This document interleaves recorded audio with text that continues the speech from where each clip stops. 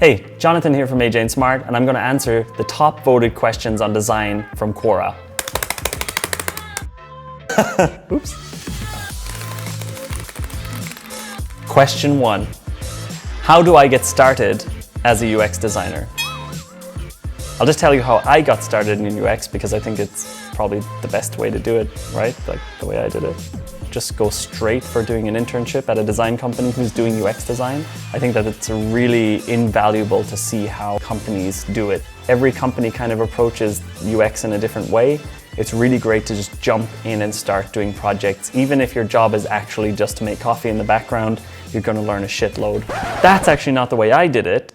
The way I did it is that I studied something kind of digital, whatever, didn't really teach me anything about UX, but it allowed me to get a junior position in a company where I bluffed my way into the job. The pressure of having to be the UX designer at that company forced me to Google the shit out of it, learn everything I possibly could, and then try and fail a lot of times before I got good. So I think that putting yourself under pressure and forcing yourself into a work situation is really the best way to do it. I do not believe in just sitting there and doing online courses and kind of studying on your computer on your own for months, preparing and creating your portfolio. In my opinion, that's like procrastination. Get a job as fast as you possibly can, whether it's an intern, junior, whatever, it doesn't fucking matter. Get into the industry as quick as possible. UX is a field that's constantly changing. Every company really has their own approach to it, so there's no point trying to learn the standard UX approach.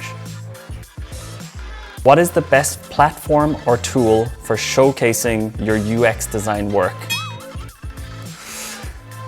I think it's a waste of time to put a huge amount of effort into that. However, Fedor, I saw your stuff on Dribbble, and that really actually did help me as someone who was hiring to see that this person's really good at their job. I would say if you're thinking about which platform to put your stuff on, you're already procrastinating too much.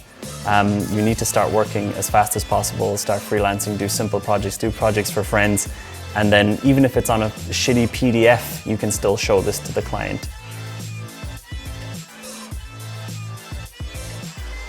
I had nothing online. I still have nothing online. A lot of the people working here who are senior UX designers, they have nothing on Dribbble, they have nothing on Behance. So I wouldn't worry about wasting time thinking about that question. Just start working as fast as possible. What separates the best top % of UX designers from the rest? Okay, that's a really cool question. The best UX designers have understanding of the bigger product vision. They don't just understand the user, which a lot of UX designers think is enough. They also understand product strategy as a topic. They understand why the company is building that product from a business sense. The best UX designers are the ones who are able to build relationships within the non-design employees and non-design departments within the companies that they're working at. How do you handle clients that do not pay? So it's assumed that you're kind of after doing the work already. Now this is a really big problem if you're a freelancer or if you're running a company like we are here. There are really two ways of thinking about it. There's the one side, which is the sort of school of fuck you pay me, and this is Mike Monterio from Mike Monterio from Mule Design wrote a great book called Design is a Job, and it goes into a lot of detail about what to do when your client is not paying you or how to avoid those situations. But in general, I wouldn't recommend being kind of a dick. You kind of have to be careful because you might end up burning bridges that you don't necessarily want to.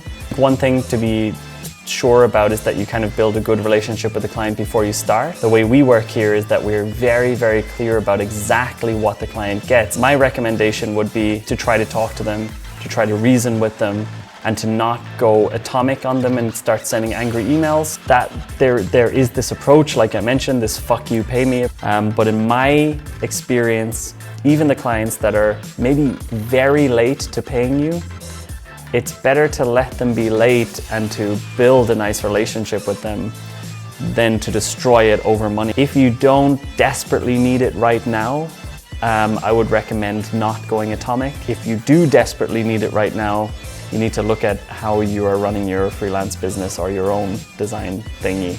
A lot of companies that we had a lot of trouble with in terms of payment are now our best clients. So in the long run, I think it makes sense to not burn bridges and to build really great relationships.